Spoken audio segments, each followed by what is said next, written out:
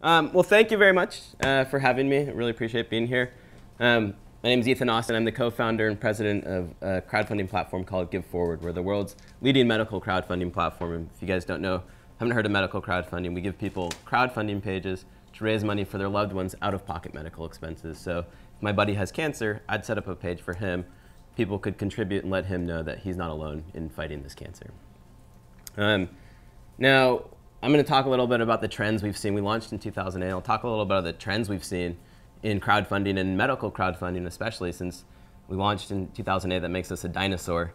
And what we've seen over the last 6 years in medical crowdfunding. So when we launched initially, we didn't actually start off as a medical crowdfunding platform. We launched as a crowdfund for anything platform like Kickstarter, Indiegogo, anything like that. And in the first year, we saw $6,000 in revenue. It was a little bit early for crowdfunding back then.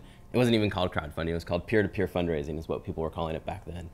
And that first year, we were bootstrapped. We were probably going to go out of business. So we looked at the data and we said, well, what is the one thing that's actually working? What is the one thing where people are really positive about? And it was medical crowdfunding.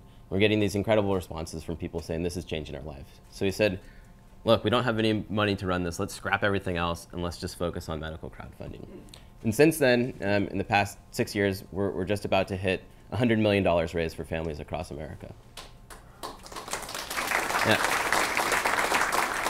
So I'm going to talk a little bit about the trends that we've seen in this medical crowdfunding space as more and more players have come into it over the past 6 years.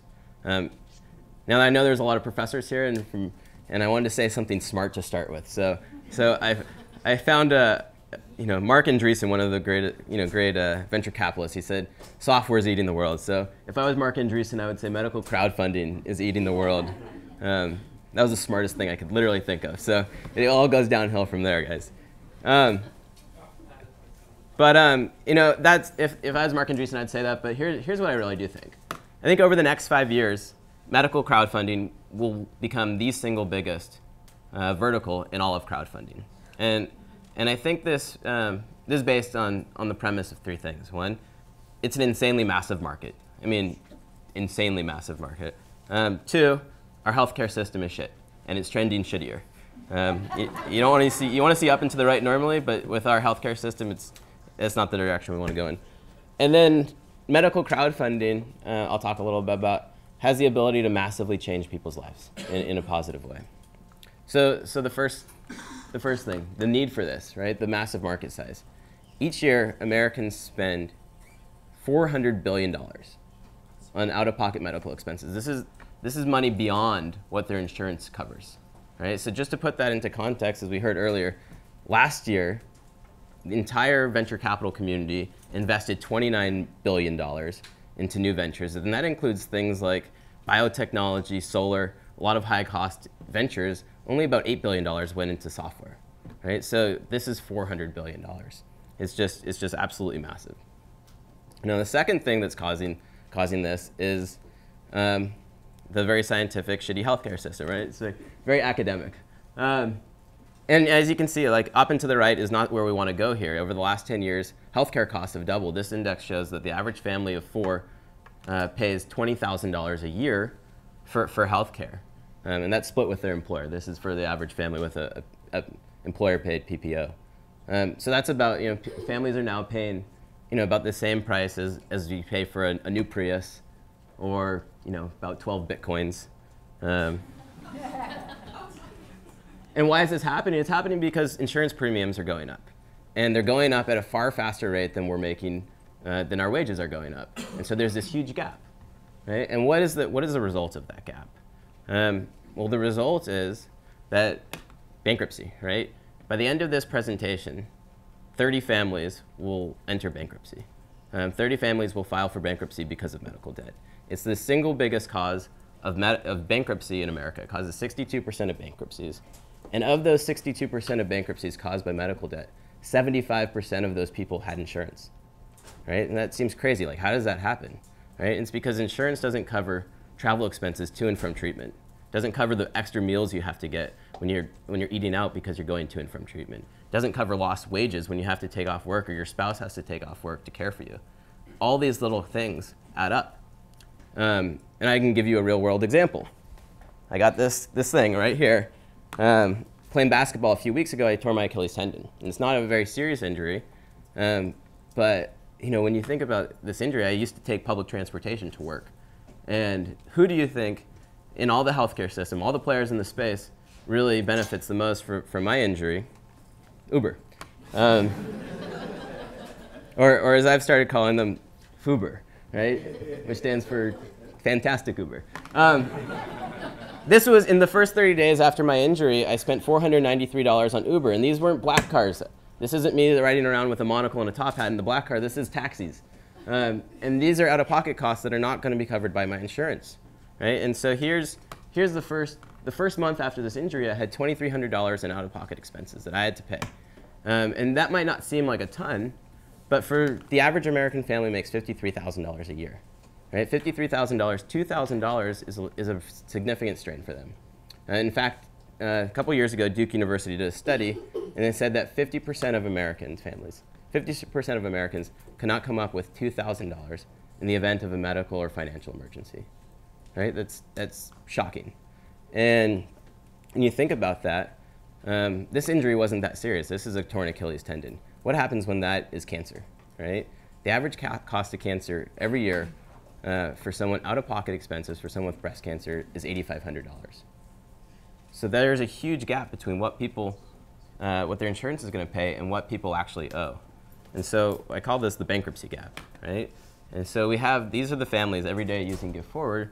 They're people raising money to try and cover that bankruptcy gap, trying to cover the amount people are covered by their insurance by the amount they actually owe. And what happens most of the time is they can't. They go into credit card debt to try and cover all these out-of-pocket expenses, and then eventually they fall into bankruptcy.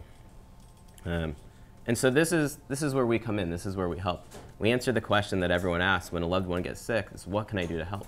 Right? Everyone's asking that question. Everyone feels helpless to help your brother-in-law who lives 1,000 miles away, and that's where we really come in. So this is what we do. Last year, some of you may have seen maybe this fundraiser. It was after the Boston Marathon bombing. 13,000 people across the country contributed almost $1 million to this couple who both lost legs in the bombing.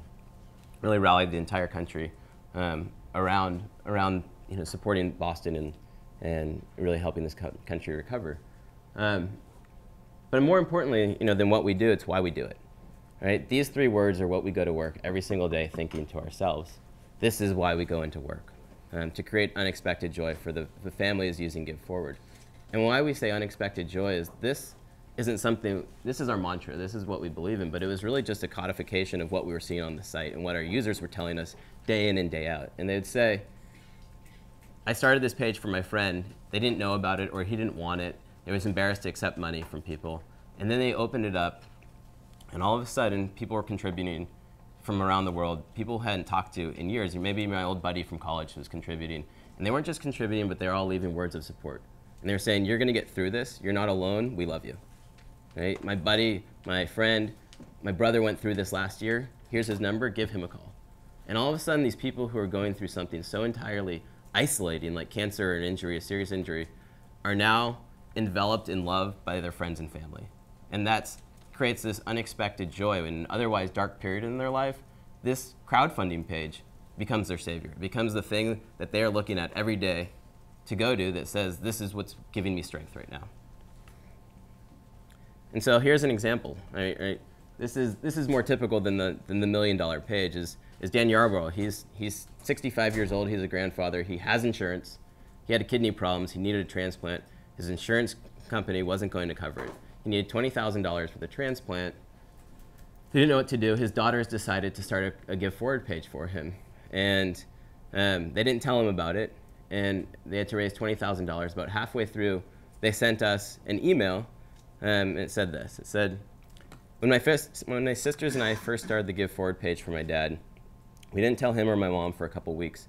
Finally, on my dad's birthday, we printed out everyone's comments from the donation page and put them in a birthday card.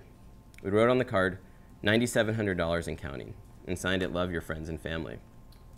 When we gave him the card at the hospital before he opened it, he said jokingly, ooh, what is this, a card full of money? He was in shock when he opened it and saw the amount of money that we'd already secretly raised. And we all cried when he read everyone's comments. Even though he had to be in the hospital on his birthday, it was a great day. And this is why we go into work every day, right? It's the idea of creating unexpected joy for people. And this is what gets me excited. When you think of Kickstarter, if you think of Kickstarter as a place America goes, the world goes to fund their dreams, GiveForward is the place that everyone goes to fund hope, to fund love, and that gets me excited. Second thing that gets me excited is that we're just at the tip of the iceberg here. 6 years into this very nascent industry, and it's starting to grow incredibly. So I want to talk quickly. I have about 5 more minutes. I'll try and go very quickly through some of the trends. The number one trend we're seeing is, you probably don't know this, but on 5 of the top 10 crowdfunding platforms in the world, medical is the single biggest category. So here's the first trend we're seeing is general crowdfunding platforms. If you look at all these crowdfunding platforms, every single one of these but 2, medical is the biggest single category. On Indiegogo, I think it's the 5th or 6th biggest category. Between 2012 and 2013, that category grew like over 2,000%. On CrowdTilt, between a period between 2012 and 2013, 6-month period, it grew from 3% of the fundraisers on the site to 16% of the fundraisers on the site. So if you're a general crowdfunding platform and your name is not Kickstarter, you're focusing a significant portion of your energy on medical crowdfunding, because aside from equity and prize crowdfunding, this is the big, really the big space right now. Second thing we're seeing is we're starting to see more copycats, more clones in the medical crowdfunding space directly. So I think for a lot of these platforms, it's going to be a little tricky in the sense that because they've been launching in the last 2 years. Whereas some of those other platforms we mentioned before, launched previously, they're already starting to gain a toehold, the general crowdfunding platforms, and they're doing medical well. I think it's going to be a little tricky for some of the platforms in the pure medical space to compete with those general crowdfunding platforms that people are already using for medical expenses. And the third trend we're seeing is nonprofit crowdfunding. So last year, Razoo, which was a platform people used purely for nonprofit crowdfunding, you can only raise money for 501c3s. They announced last year that they were opening up the gates to peer-to-peer crowdfunding, with medical expected to be the #1 category. Another player in the space we just saw a couple weeks ago, CrowdRise, announced a $23 million funding from Union Square Ventures, the same firm that backed Kickstarter. And at the same time, they announced that they're also going into medical crowdfunding. They'd previously been peer-to-peer nonprofit crowdfunding only.